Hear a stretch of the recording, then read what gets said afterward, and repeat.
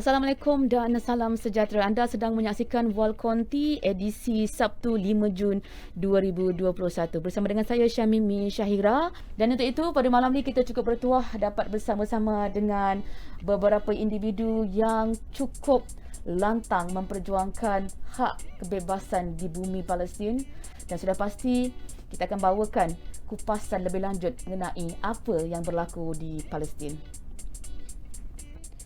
Baik, untuk Bual Konti pada malam ni kita akan bersama dengan pensyarah Pusat Tamadun Islam UTM berada di talian ketika ini, Profesor Dr. Kamaruzaman Yusof. Assalamualaikum dan selamat malam, Prof. Sama-sama, terima kasih kerana jemputan. Baik, Prof. Melihatkan situasi yang berlaku di Palestin ketika ini, Hamas dilihat lebih agresif dalam memperjuangkan hak di bumi Palestin jika kita bandingkan dengan Fatah sebelum ini yang jauh lebih diplomasi. Jadi adakah jalan yang dilakukan Hamas ketika ini dilihat mampu mencapai titik temu bagi pergolakan yang berlaku ini, Prof?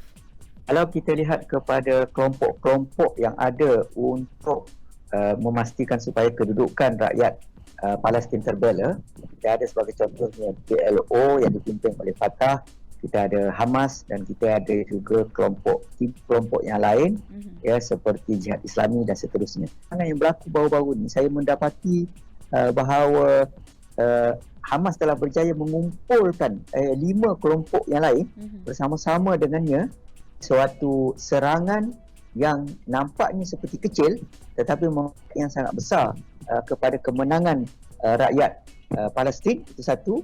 Dan yang keduanya, kita dapati juga perkembangan yang terakhir ya hari ini, iaitu Benyamin Netanyahu telah pun dikalahkan. Prof, kita dapat saksikan juga ketika ini masyarakat dunia turut menyelar kekejaman yang berlaku di Palestin. Bahkan tanpa mereka mengira bangsa dan agama, masyarakat Israel sendiri yang beragama Yahudi turut menidakkan kezaliman, kekejaman yang dilakukan oleh tentera Israel. Komen Prof bagaimana melihat situasi ini? Ya, ini di antara sesuatu yang agak pelik yang berlaku dalam peperangan yang lepas. Ya, kita dapati pemimpin-pemimpin daripada negara Eropah, terutamanya Ireland, dan juga pimpinan daripada Parti Demokrat itu sendiri, selain daripada Joe Biden. Apabila kita lihat apa yang dilaporkan, ya, terdapat pelbagai jawapan yang mereka berikan, walaupun ada di kalangan mereka tidak bersetuju dengan tindakan Hamas. Jadi kita dapati sokongan itu agak berbelah bagi.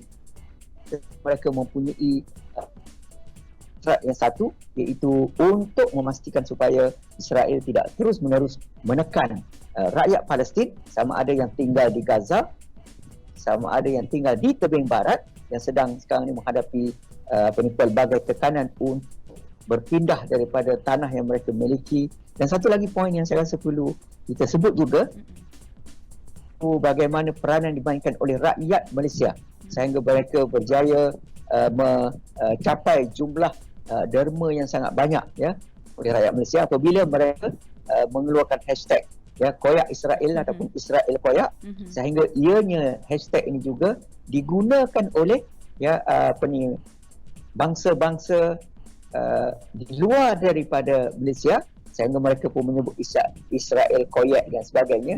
Walaupun sebutan itu tak betul, tapi peranan itu saya nampak sangat efektif, sehingga ada di kalangan Facebook yang mereka sediakan itu ya telah ditutup oleh pihak Facebook kerana kononnya melanggar kebebasan bersuara dan hak asasi manusia. Mereka menggunakan media sosial untuk kempen solidariti, menyampaikan info-info yang sahih, kejadian real time yang berlaku di Palestin. Adakah ini antara sumbangan yang boleh sedikit sebanyak membantu masyarakat dunia menyedari hakikat bahawa di Palestin itu tidak seperti apa yang diwar-warkan oleh media barat yang banyak memainkan manipulasi dan sebagainya? Komen Prof. Ya, kita dapati apa yang cuba nak dilakukan oleh terutamanya kepimpinan negara kita sepatutnya diberikan sokongan sepenuhnya. Pimpinan negara kita yang begitu tegas ya untuk memastikan supaya hak rakyat Palestin itu diberikan, itu satu. Dan yang kedua, kerajaan juga menyebut untuk menarik perhatian pemimpin-pemimpin yang agak perlahan di dalam mengambil tindakan, ya. Tapi kita mengharapkan ya negara-negara Teluk sebagai contohnya. Tetapi bagaimana dengan negara Saudi sebagai contohnya? Kita juga memohon kepada kepimpinan Saudi menunjukkan suatu sikap yang agak jelas ya di dalam isu yang berkait dengan Palestin ini. Prof, peranan PBB dan OIC masih tidak sampai pada tahap yang kita inginkan. Baru-baru ini macam yang dikatakan Prof tadi, negara-negara Arab seperti UAE dan juga Bahrain melakukan asimilasi dengan Israel. Adakah gerakan ini berupaya melemahkan fungsi OIC sendiri dan Liga Arab? Dan apa yang boleh Malaysia lakukan, Prof? Sebenarnya OIC telah pun sedia lemah, ya. Jadi kita tidak boleh mengharapkan OIC untuk memainkan peranan. Kita lihat apa yang dilakukan oleh Trump, ya, apabila Trump telah pun mengeluarkan arahan untuk memindahkan kedutaannya ya ke Jerusalem. Itu juga pihak OIC tidak dapat melakukannya dengan baik. OIC biarlah dia dalam keadaan begitu, kita memerlukan satu kekuatan yang baru, dan solidariti yang baru di kalangan pemimpin umat Islam untuk menamatkan peperangan itu. Rasa mereka ini boleh bersatu, boleh duduk dan berbincang, dan saya yakin pihak kerajaan Malaysia boleh menjadi ya orang tengah kepada gerakan untuk membentuk suatu pakatan yang baru ini.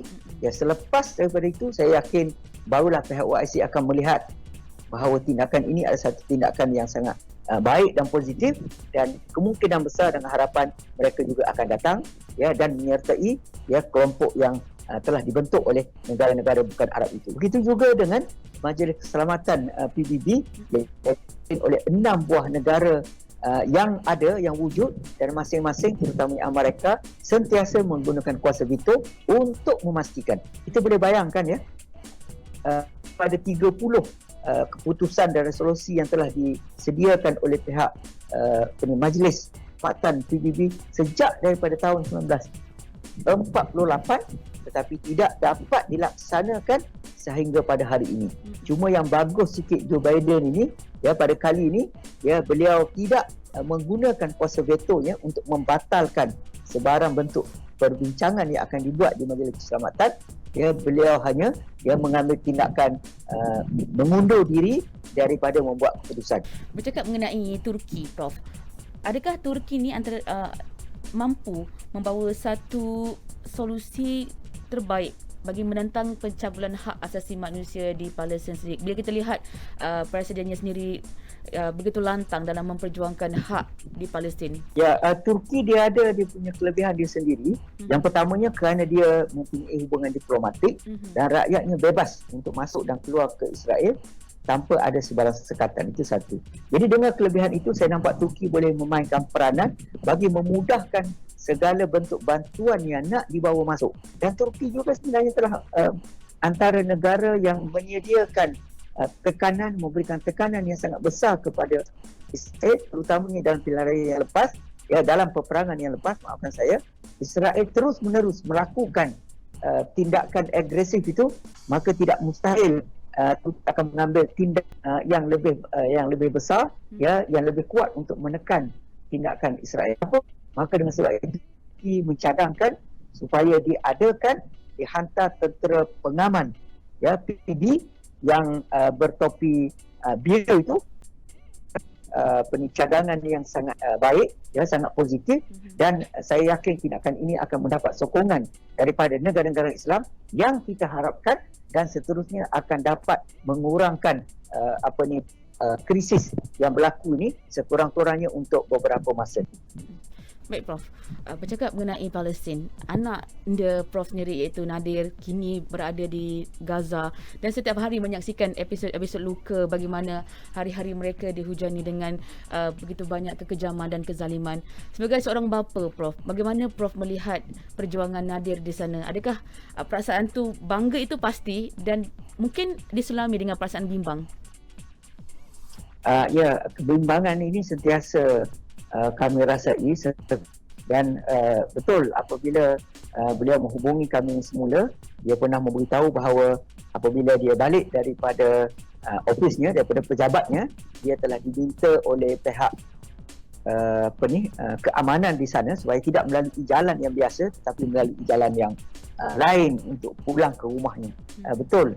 Ya, selepas itu berlakunya potongan elektrik dan tidak ada sehingga kami tidak dapat berinteraksi, tetapi alhamdulillah selepas daripada itu dia memberitahu cerita yang sebenarnya dan alhamdulillah dia menumpukan gerakan yang dilakukan itu khusus kepada gerakan kemanusiaan dan sudah tentulah ini merupakan satu kebanggaan bukan saja kepada kami satu keluarga tetapi juga kepada seluruh rakyat Malaysia sehingga memudahkan segala bentuk bantuan yang telah pun saya difahamkan sebahagian yang telah dihantar iaitu kira-kira 500,000 telah sampai yang telah ditunjukkan dalam Telegram dan juga Facebooknya yang ketiga ataupun yang keempat untuk melaksanakan projek-projek yang sebenarnya sampai terus kepada mereka yang sedang menghadapi kesusahan dan kesengsaraan pada masa itu. Jadi itu harapan kita dan kita sama-sama berdoa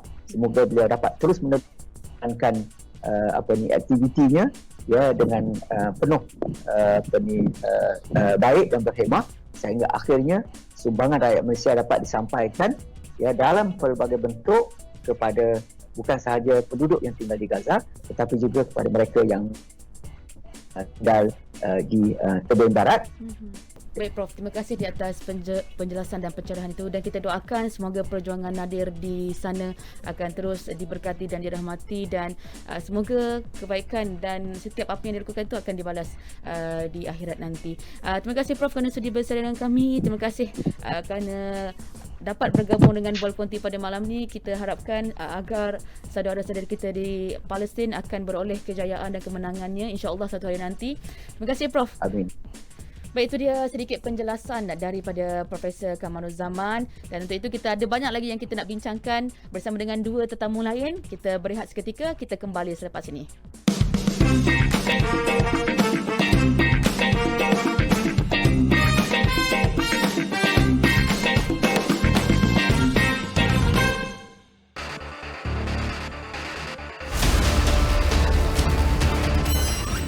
Bagi memastikan pergerakan dapat dikurangkan ini, 80% kaki tangan kerajaan akan bekerja dari rumah yang melibatkan seramai 750,000 pekerja. Selain daripada itu, sektor swasta juga akan mengurangkan jumlah pekerja. Yang bekerja dari rumah untuk sektor swasta adalah 40%. Yang melibatkan 6.1 juta pekerja sektor swasta.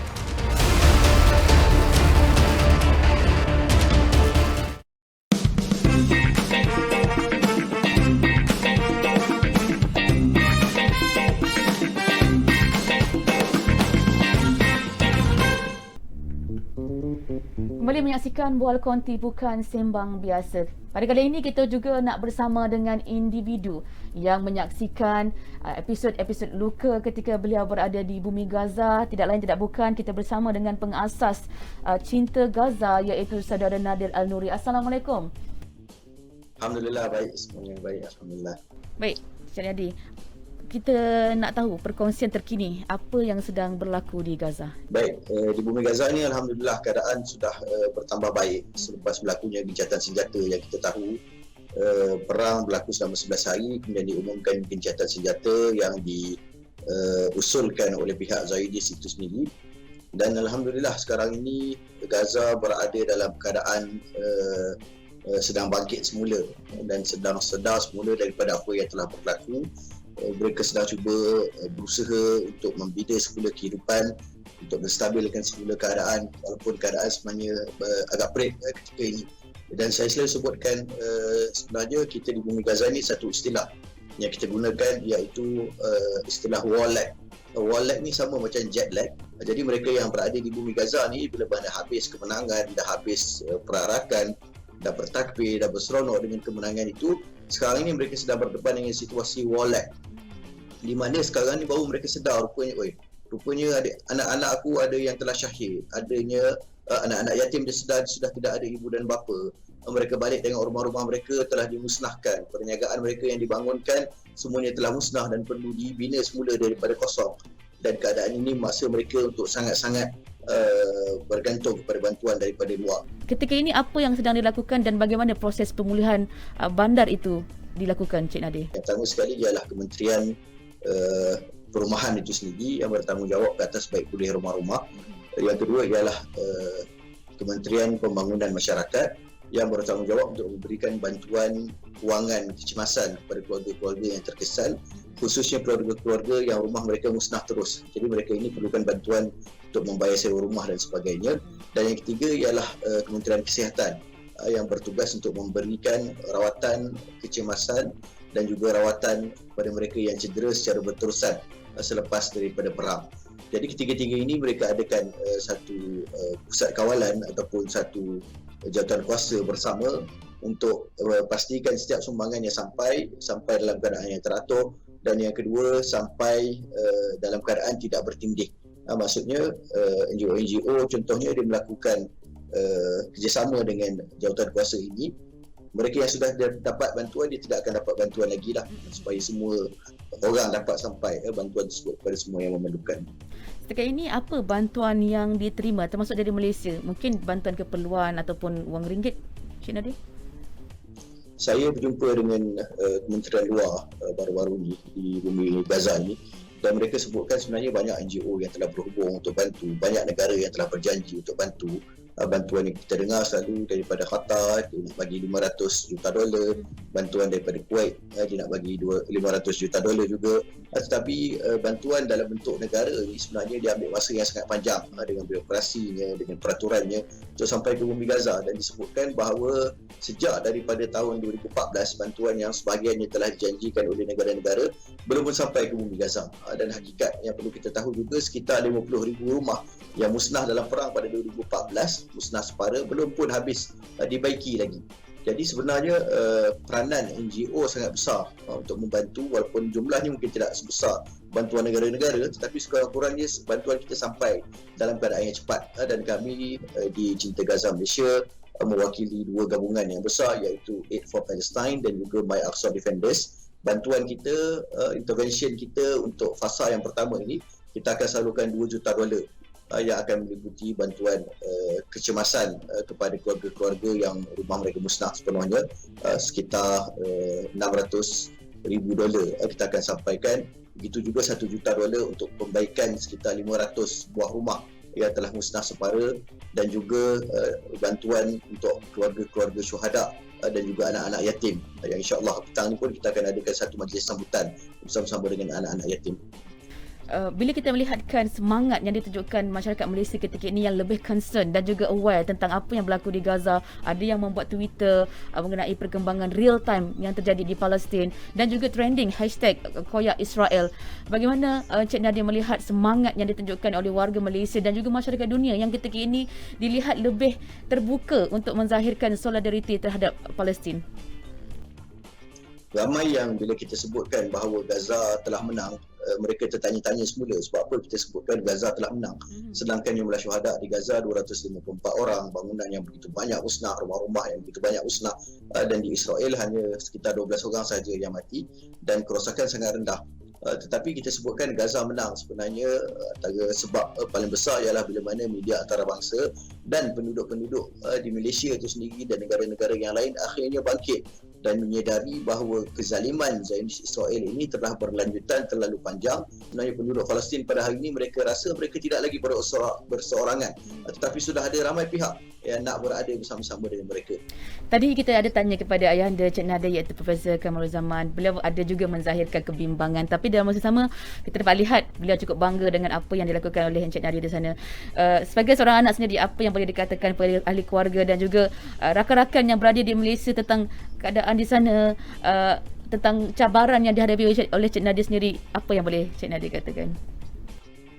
Okey, saya rasa yang pertama sekali, ayah walaupun dia suarakan kebimbangan, dia suarakan kebimbangan sebagai seorang ayah, tetapi sebenarnya ibu dan ayah ni bila mana saya maklumkan Contohnya ketika waktu perang saya terpaksa keluar untuk buka pusat-pusat pelarian dan sebagainya untuk sampaikan bantuan. Saya selalu minta izin kepada mak dan ayah dulu, dan mereka selalu sebutkan alang-alang menyeluk kasam biar sampai ke pangkal lengan. Kalau sudah ditakdirkan syahid di sana, alang-alang sudah berada di sana pun untuk buat kerja kemanusiaan, maka syahidlah di mana sahaja akan mati, Allah akan tarik nyawa. Jadi sebenarnya itu satu semangat yang diberikan oleh mak dan ayah. Saya rasa ibu bapa di Malaysia, selain daripada kita membantu bumi Palestin, bumi Gaza, kita kena juga memberikan kesedaran kepada anak-anak kita bahawa suasana kehidupan di sini jauh lebih teruk. Di sini bila mana kita sebut di Malaysia ada PKP, orang marah tak boleh keluar daripada rumah dan sebagainya. Di bumi Gaza ini dia punya PKP itu sejak daripada tahun 2006. PKP yang tidak berpenghujung. Sampai sekarang mereka tidak boleh merentas negeri dan sebagainya. Maka ibu bapa kena bagi kesedaran kepada anak-anak bahawa hidup tidaklah semudah yang mereka lalui di Malaysia, dan pada masa yang sama kena latih juga anak untuk jadi orang yang berani keluar daripada zon selesa mereka. Baik, terima kasih Cik Nadia di atas perkongsian itu tadi, dan kita harapkan dengan apa yang dilakukan itu akan terus diberkati dan dirahmati oleh Allah SWT. Terima kasih di atas sumbangan dan jasa, di atas semangat perjuangan yang dilakukan di bumi Gaza. Baik, kita ada banyak lagi yang kita nak katakan, nak dibincangkan bersama dengan tetamu pada malam ni. Jangan ke mana-mana, kita kembali selepas ini dalam Bual Konti.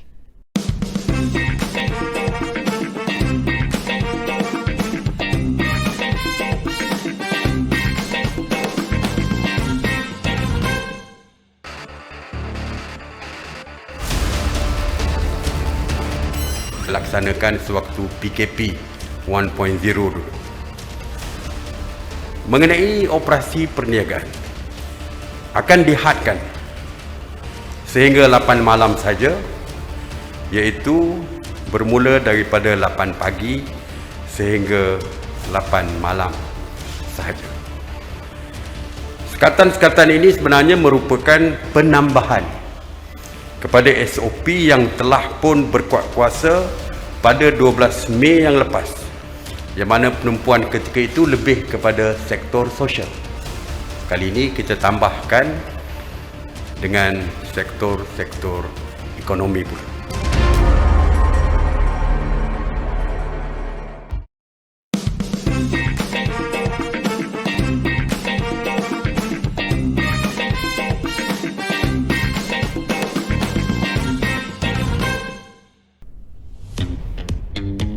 Kembali menyaksikan Bual Konti, bukan sembang biasa. Jika tadi kita dah bercakap dengan Profesor Kamaruzzaman dan juga Nadir Al-Nuri, pada kali ini kita nak berbincang dan juga berbicara dengan antara NGO yang aktif memperjuangkan nasib saudara kita di Palestin, iaitu rakan kita dari My Fund Action, iaitu Puan Aisyah. Assalamualaikum, terima kasih kerana sudi bergabung dengan kami di Bual Konti. Waalaikumsalam, sihat Alhamdulillah.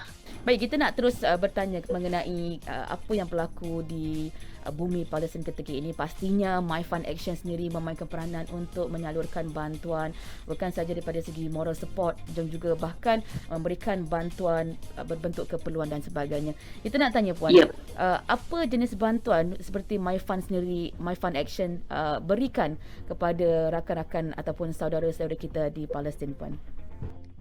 Okey, terima kasih Mimi. Assalamualaikum semua. Alhamdulillah. Terima kasih sebab menjemput saya untuk memberikan kesedaran dan cakna tentang isu Palestin, di mana salah satu isu yang hangat di kalangan rakyat Malaysia sekarang ini sampai kepada hari ini. Jadi terus kepada bantuan, sebenarnya kalau My Fund Action membantu Palestin ini bermula daripada bulan Ramadan lagi. Sebenarnya awal bulan Ramadan kami menyalurkan lebih kurang keperluan untuk 200 buah keluarga di area Masjidil Aqsa sendiri.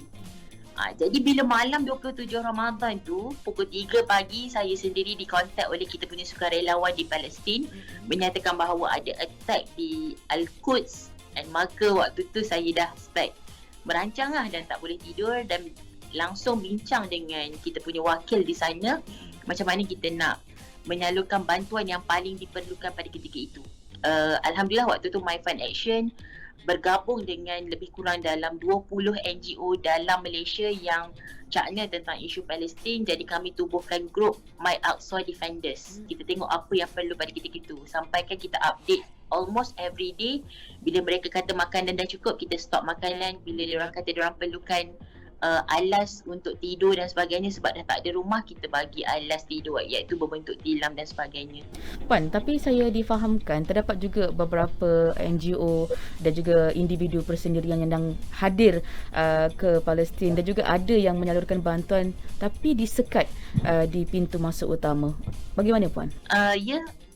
Benda ni berlaku, and that is why ramai orang-orang di luar sana kadang-kadang mereka ni tak faham. Mereka kata kalau boleh kita bagi peluang siapa yang memang boleh direct bank in to those yang in need, itu lebih baik lah. Kalau you kenal orang Palestin tu, you terus bank in ke account dia. Dan boleh saya katakan benda tu tak mudah. Jadi sebenarnya pertama kali ketika kami awal-awal dulu nak membantu Palestin ni, kita buat telegraphic transfer daripada Malaysia ke akaun bank Palestin pun tak lulus, ataupun kita boleh cakap duit tu kembali semula ke Malaysia.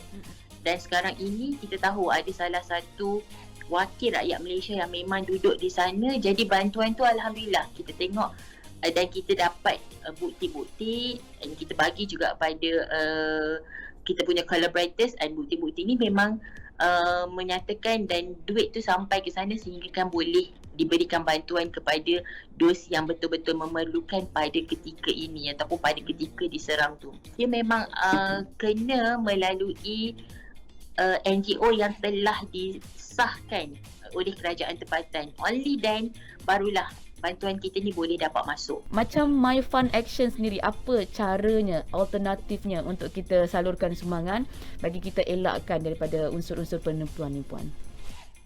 Okey, alhamdulillah saya sangat teruja lah dengan respon rakyat Malaysia pada ketika ini. Kalau sekarang ni boleh saya katakan nilai yang terkumpul di My Fund Action lebih kurang dalam 2 juta ringgit, alhamdulillah. Jadi dekat situ kita tak boleh simply bagi satu hari habis terus 1 million tu. Jadi itu yang kita gariskan tadi, kita nak buat klinik dan kita tengok apa keperluan yang mendesak pada ketika itu. Jadi macam mana nak buat pilihan, pilih saluran yang well established. Di mana kalau saya sebutkan tadi, kalau My Aqsa Defenders tadi, kami memang ada sekretariatnya yang menguruskan projek, yang menguruskan macam mana bantuan tu akan dapat report dan transparansi dia kepada semua rakyat Malaysia. And kalau NGO tersebut sudah memang ada platform rasmi, dan dalam kita nak buat bayaran secara online dan sebagainya, kalau kami di My Fund Action boleh tengok website kami myfundaction.org. Memang di situ selain daripada pilihan ataupun pautan bayaran, kita ada juga report terus dekat situ berapa yang kita dah salurkan, siapa yang dapat makan beserta gambar dan video. And itu yang paling saya rasakan itu merupakan transparansi kita kepada orang umum, dan mereka berhak untuk tahu ke mana duit mereka itu disalurkan. InsyaAllah yang tu boleh dikatakan legit, dan kita jangan ragu-ragulah dalam nak memberikan bantuan. Baik, itu dia antara usaha murni yang dilakukan oleh My Fund Action, dan juga pastinya di luar pun ramai juga yang seangkatan dengan My Fund Action, iaitu NGO-NGO lain, dan semoga usaha murni ini akan terus berkekalan dalam memberi kebaikan. Dan terima kasih kita ucapkan kepada Puan Aisyah di atas kesudian bergabung dengan Bual Konti pada malam ni. Kita doakan semoga usaha ini akan diberkati dan dirahmati oleh Allah SWT. Terima kasih Puan kerana sudi bersama dengan kami. Ya, sama-sama Mimi. Assalamualaikum. Baik, kita nak ucapkan ribuan terima kasih kepada Profesor Kamaruzaman, kepada Nadir dan juga kepada Puan Aisyah di atas kesudian bersama dengan kita pada malam ini, walaupun secara dalam talian, tapi semangat yang ditunjukkan mereka memberikan energi untuk kita bersama lantang memperjuangkan nasib dan juga kehidupan rakan-rakan kita di bumi Palestin. Dan kita harapkan usaha murni yang dilakukan mereka ini akan mendapat keberkatan dan dipermudahkan oleh Allah Subhanahu Wa Taala. Terima kasih kepada anda yang setia menonton Bual Konti daripada awal sehingga ke akhir rancangan, dan kita doakan semoga bumi Palestin akan terus aman dan sentiasa diberkati oleh Allah Subhanahu Wa Taala. Kita jumpa lagi minggu depan. Assalamualaikum. Bye.